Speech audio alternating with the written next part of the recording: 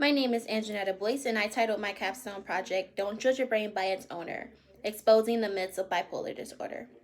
I chose to do this because I wanted to make it known that people shouldn't judge people with bipolar disorder or any other mental illness based on their livelihoods or the assumptions that they choose to make, because none of it's true. The goal of my project was to draw awareness to people about the myths that have been spread about bipolar disorder that are false. It's not true.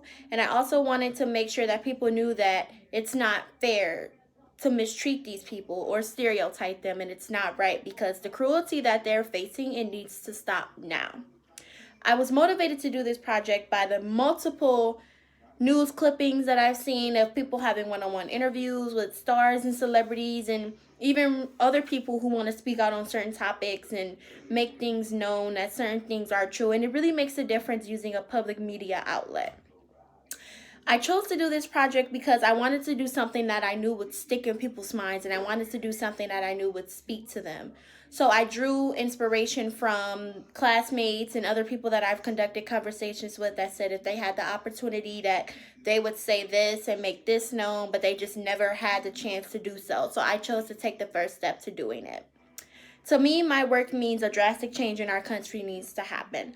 Oftentimes, we say things about people with bipolar disorder that aren't even true. We don't know the full facts of the story. We don't take the time out to say anything. And this means that we need to be slow to speak and quick to hear, especially with people who are battling mental illnesses on a regular basis, because life is really hard for them, and we need to take the time out to actually help them, because oftentimes they try to get help but they can't go further because we're stopping them and we're judging them and we say things about them and we frustrate them, and sometimes we often intimidate them, and that's not a very good thing, because it's not bridging the gap in our country, because oftentimes we down talk one another and we hurt one another, especially with people who have to deal with the stigma of having bipolar disorder. It's not like they asked for it, it's not like they wanted it, and just because they're a little different than us doesn't make them any less equal or any less important.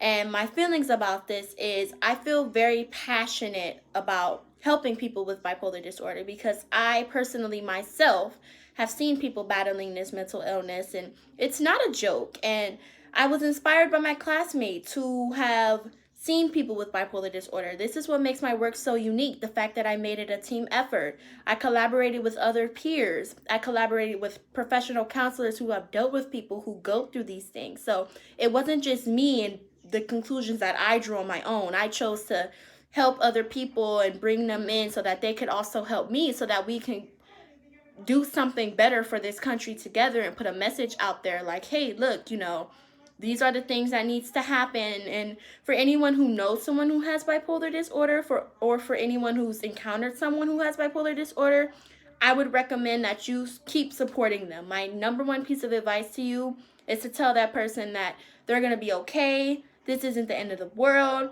They're a great person. Encourage them to keep getting help. Encourage them to keep getting healthcare needs, because that's something in our country that we need, and that's something that we're lacking. So it's important that people with bipolar disorder have those opportunities. Oftentimes they don't, or they're not easily accessible, and they're afraid to reach out and ask for help. And that's the problem. That's why I chose to do this message. I want to make it known that you shouldn't be afraid to ask for help, and you shouldn't be afraid to speak out against injustice, and you shouldn't be afraid to speak up when you feel like it. Just because you're going through something doesn't hinder you from being who you are. And I just want to make it known that it's okay to have problems. And just because you're battling a mental illness doesn't make you abnormal or weird or any less equal than any other person. You're important and you matter. And it's important that you always carry that with you, because it'll help our country be a better place.